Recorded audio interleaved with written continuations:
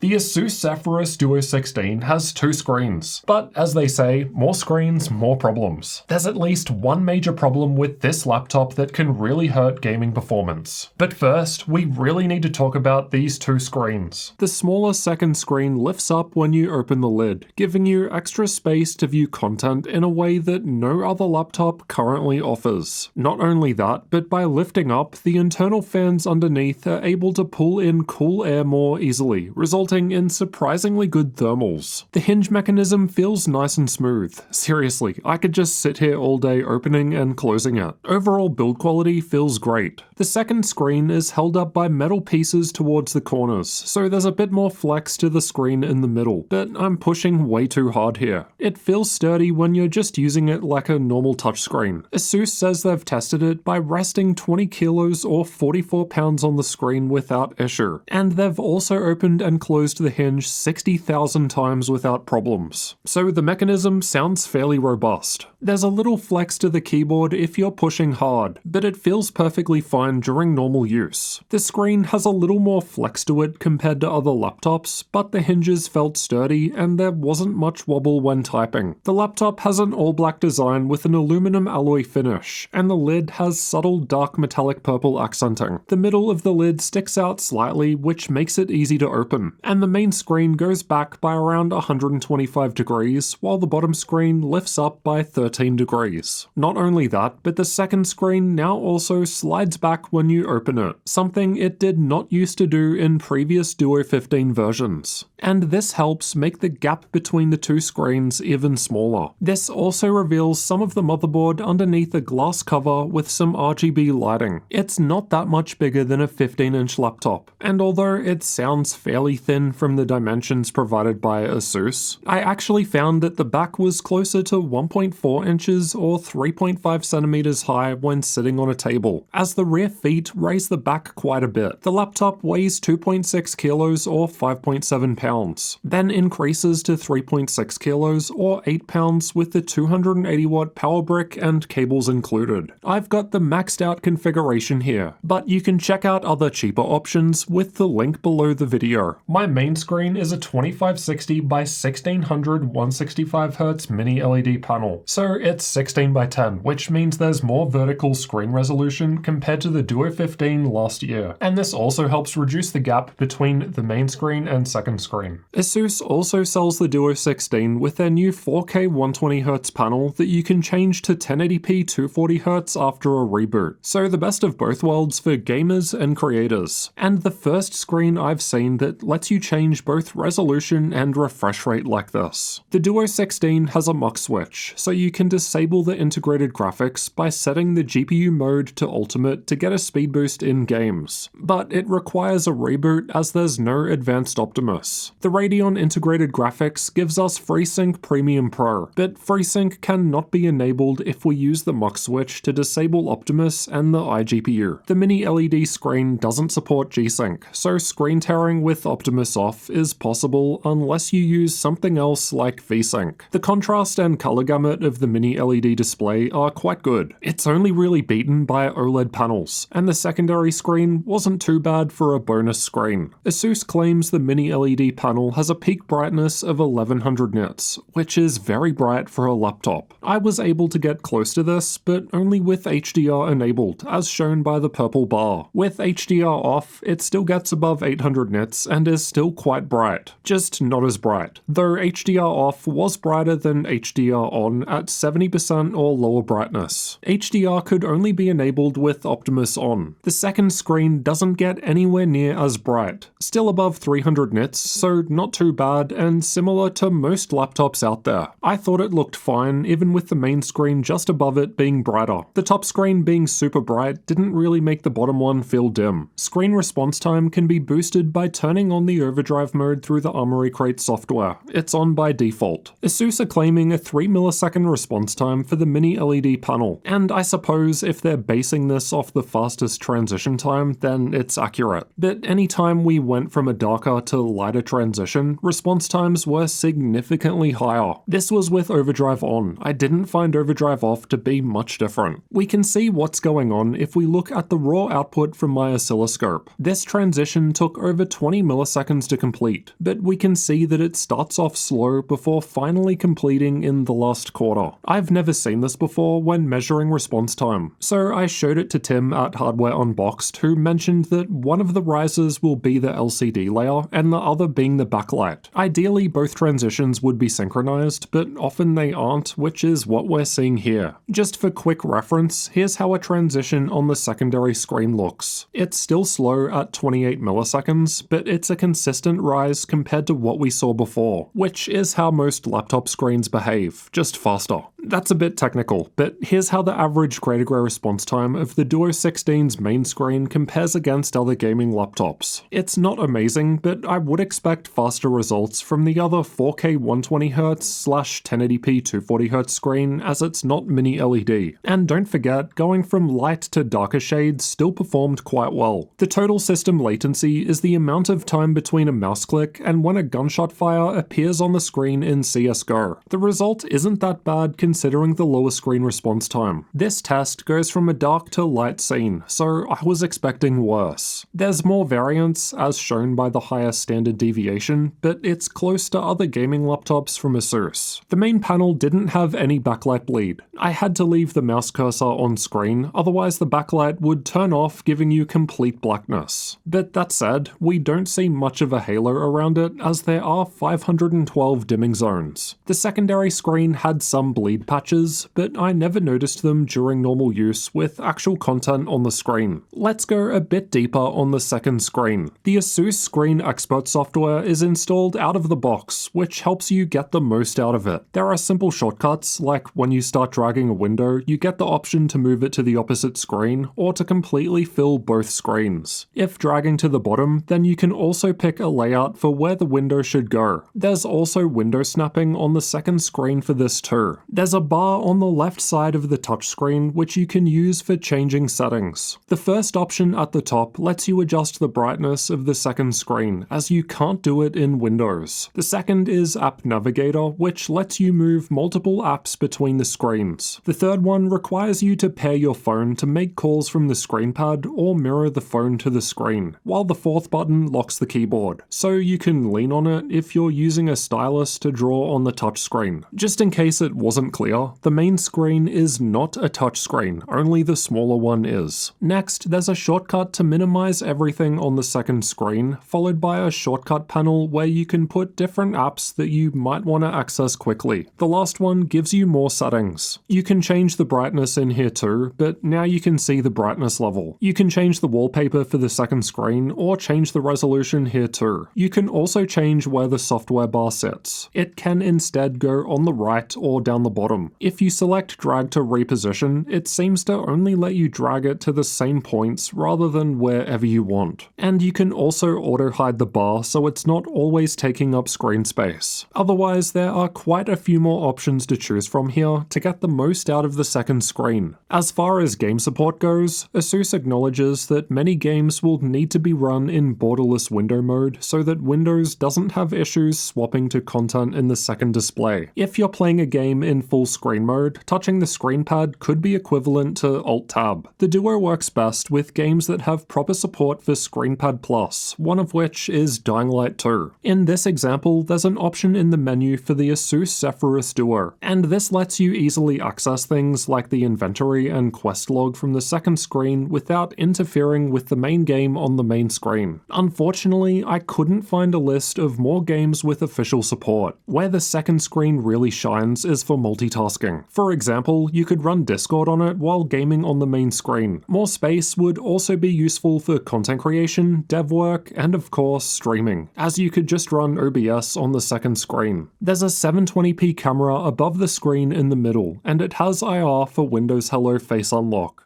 Here's how the camera and microphone look and sound, and here's how it sounds while I'm typing on the keyboard.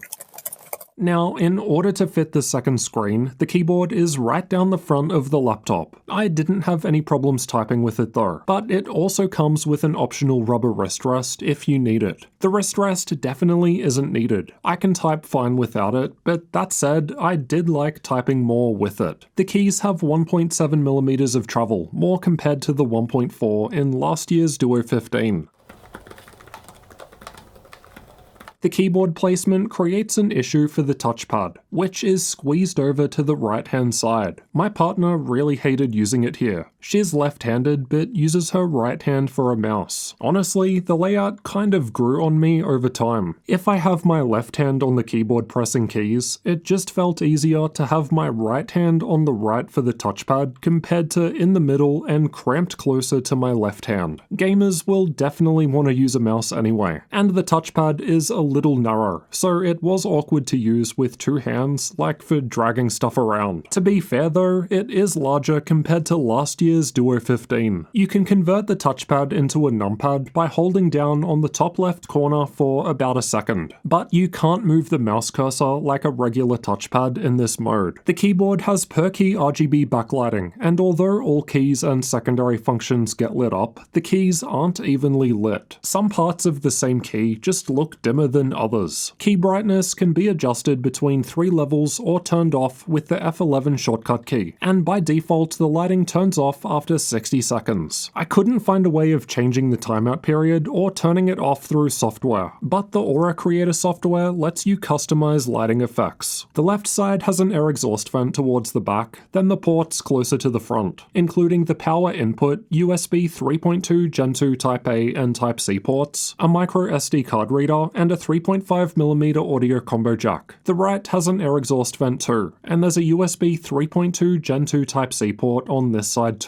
So although the side ports are closer to the front, at least cables probably won't get in the way of right-handed mouse users. Bad luck for lefties though. The rest of the ports are on the back in between air exhaust vents. From left to right, there's a 2.5 gigabit Ethernet port facing the preferred way so you can unplug without lifting the laptop, a second USB 3.2 Gen 2 Type A port, and HDMI 2.1 output. You can charge the laptop with up to 100 watts using the left Type C port, but you can not charge with the right Type-C port. The right Type-C port is meant to support USB 4, though that's not coming until a future update, and there's no ETA on that. The left Type-A port was also just kinda difficult to actually plug anything into, and this is something that we've noticed in a few laptops from ASUS this year. I don't know what the deal is. The ports do work, it's just that they're harder to actually get things in. Now, whether Optimus is on or off, the right Type-C port always connects directly to the integrated Radeon graphics, while the left Type-C port and rear HDMI ports always connect directly to the NVIDIA discrete graphics. We also confirmed the HDMI port could run a 4K external screen at up to 120Hz 12-bit with G-Sync, so variable refresh rate. There are 13 TR6 screws to undo to get inside. For some reason, there's one in the middle under a rubber cover, and that along with the two towards the back in the middle are longer than the rest, so keep track of them. The one down the front right corner doesn't come out of the panel, which helps with opening. I found it very easy to pry open from this point with my usual pry tools. I'll leave a link to them below the video. Inside, we've got the battery down the front, 2 DDR5 memory slots stacked on top of each other just above, 2 PCIe Gen 4 M.2 SSD storage slots to the left and right of that, and the Wi-Fi 6E card is hiding underneath the installed SSD. The speeds from the 1TB SSD were excellent, some of the highest results out of any laptop tested. The micro SD slot was quite fast too, and the card clicks in and sits the whole way into the laptop, so no chance of accidentally bumping it, but you need fingernails to get it out. The Wi-Fi performance was decent for a MediaTek card. The same newer Wi-Fi 6E card is also used in the Zephyrus G14 and Zephyrus G15 this year, and it's competitive with some close-by Intel and killer options. It's worth mentioning that last year's Zephyrus Duo 15 only had one memory slot. It had some soldered to the motherboard, like other laptops in the Zephyrus lineup, but this is not the case in the new Duo 16, as we now get access to 2 memory slots for more upgradability than before. I took off half a point from the upgradability score because of the uncommon screw type, but otherwise we've got what most laptops laptops this size offer, including 2 memory slots, 2 M.2 storage slots, and a removable Wi-Fi card. Speakers are found underneath the second screen and underneath the laptop towards the front and right sides for 6 in total. They sound above average and have some bass, but they're a bit muffled at higher volume levels and less clear. Definitely acceptable, just not amazing. The latency mon results were looking alright. By default, it plays this sound on boot.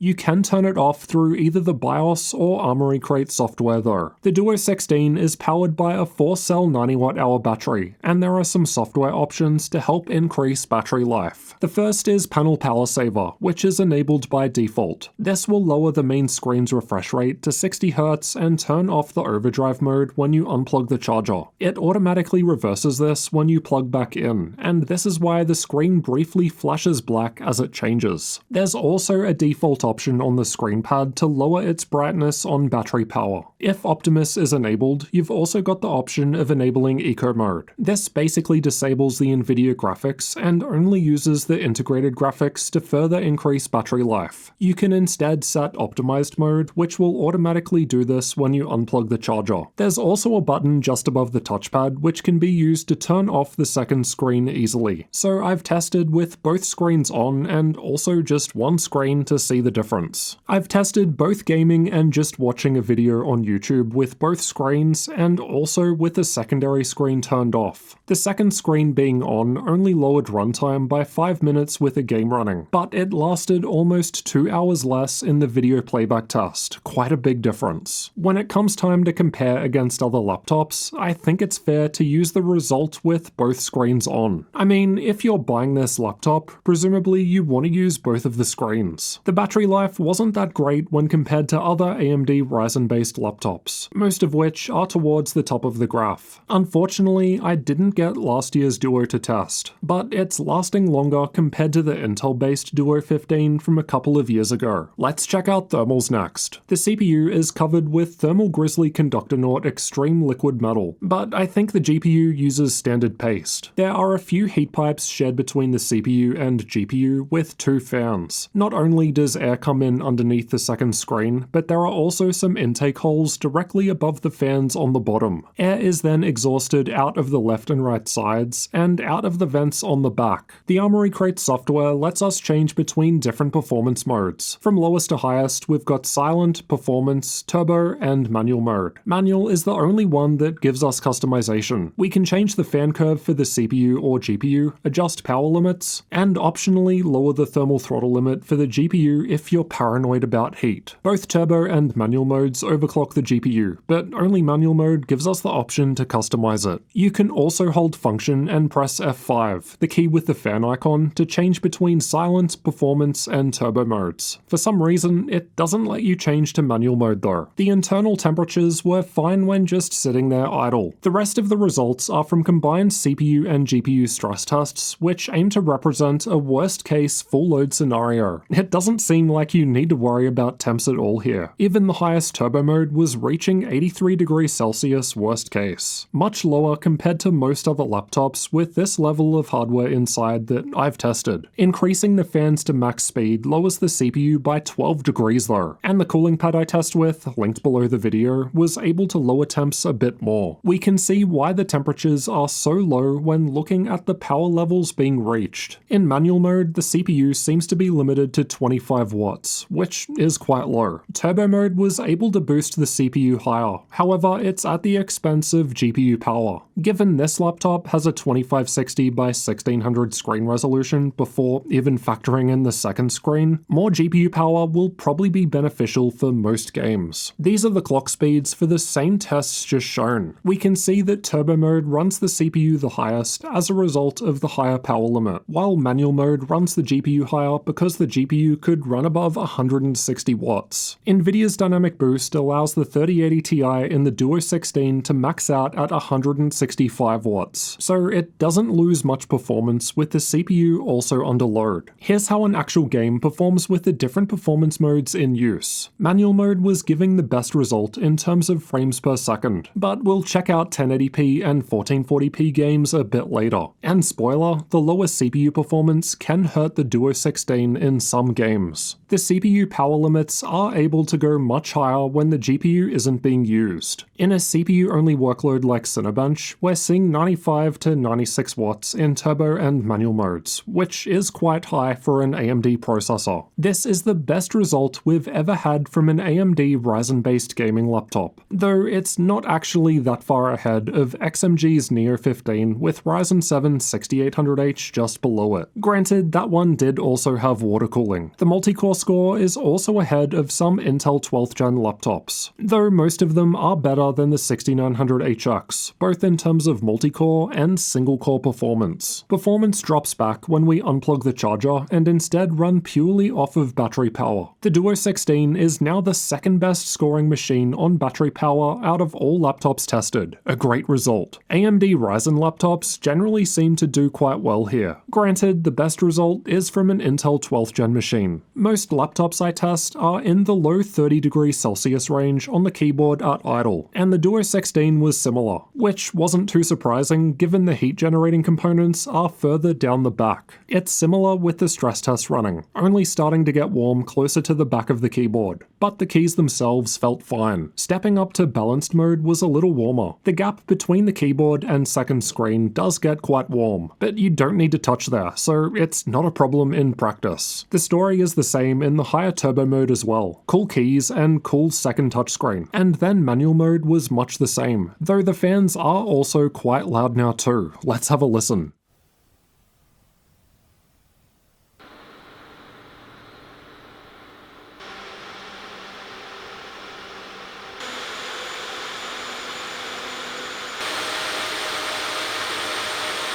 I couldn't hear the fans when it's just sitting there idle, but there was some subtle coil whine. The fans get louder in the higher modes, as you'd expect, with manual mode and the fans maxed out being very loud. I'd definitely want headphones. And not just due to the volume, they also sound higher pitched compared to others. Also, one of the fans would randomly go quiet in the middle of a workload. Now let's find out how the Zephyrus Duo 16 actually performs in games and see how it compares against other laptops. Although this is a taller 16:10 screen, all of these comparisons have been done with 16:9 resolutions, as this is just what we have data for the purposes of comparing. Cyberpunk 2077 was tested the same on all laptops, and I've got the Zephyrus shown by the red highlight. The average FPS looks decent, fitting right in with a number of other high-powered 3080 Ti laptops. But check out the 1% low. It's one of the worst results out of this selection of laptops. This seems to be a result of the lower CPU power limit, and although my laptop doesn't actually have a 1080p screen, you can get it with a 1920 by 1200 screen, so I'd expect similar dips to 1% lows there. Interestingly, the 1% low was actually better at the higher 1440p resolution, while the average FPS is basically tied with those larger and thicker desktop replacement style machines just above it. Given my Duo 16 has a 2560 by 1600 resolution, this result is closer to what we'd expect if we were playing at the native resolution of the screen. Red Dead Redemption 2 was tested with the game's benchmark tool, and at 1080p, the performance was extremely low. This was the same whether we used manual or turbo modes. The 3080 Ti was coming in behind a couple of far cheaper 3060 results. This could potentially be an issue if you're running this laptop with the 1920 by 1200 screen. It's not quite as bad at the higher 1440p resolution though. 1080p was around 69 FPS, which definitely was not nice. But it's running way better despite having to produce more pixels now. It's still not an amazing result though. A couple of other lower wattage 3080 Ti laptops are nearby, but otherwise even lower wattage 3070 Ti laptops were able to beat it. Control is a GPU heavy game, and even at 1080p, the result is looking good. Much better compared to the last two games. Even the 1% low is fine here, unlike Cyberpunk. It's still the third best result at the higher 1440p resolution too, so for GPU heavy games, there isn't really a problem. It just seems to be titles that need more CPU power, particularly at lower resolutions, see worse results. That poor gaming performance is the main problem that I alluded to at the start of this video. I think most people that get that 4K 120Hz screen would only probably run it at 1080p 240Hz if they're playing esports games. But if the CPU only runs at 25 watts, what what's the point? After talking with ASUS, it sounds like this behavior might be a bug or some other problem with NVIDIA's Dynamic Boost, but they're looking into it. With Dynamic Boost, manual mode is only meant to be able to boost the RTX 3080 Ti up to 165 watts if the CPU isn't also loaded up. But what seems to be happening here is the CPU doesn't go beyond 25 watts no matter what. The GPU's just always prioritized. That's exactly what we saw earlier in the thermal testing. The problem seems to be that this is also happening in games too. Regardless of whether or not the game would actually end up performing better if it could only get its hands on some more CPU power, which is generally going to help out a lot of games at lower resolutions and lower game setting levels. So basically any esports game ever. Here are the 3D Mark results, and I want to note that all of these were higher than what ASUS measured on the same configuration of Duo 16, so it doesn't appear that ours is performing below baseline. Now for some content creator tests. Adobe Premiere was tested with the Puget Systems benchmark tool. This test lacks CPU performance, and generally seems to do better with Intel, which may explain why the Duo is behind other 12th gen machines from the same generation, and even behind a last gen option, though I suppose Intel has the advantage of QuickSync.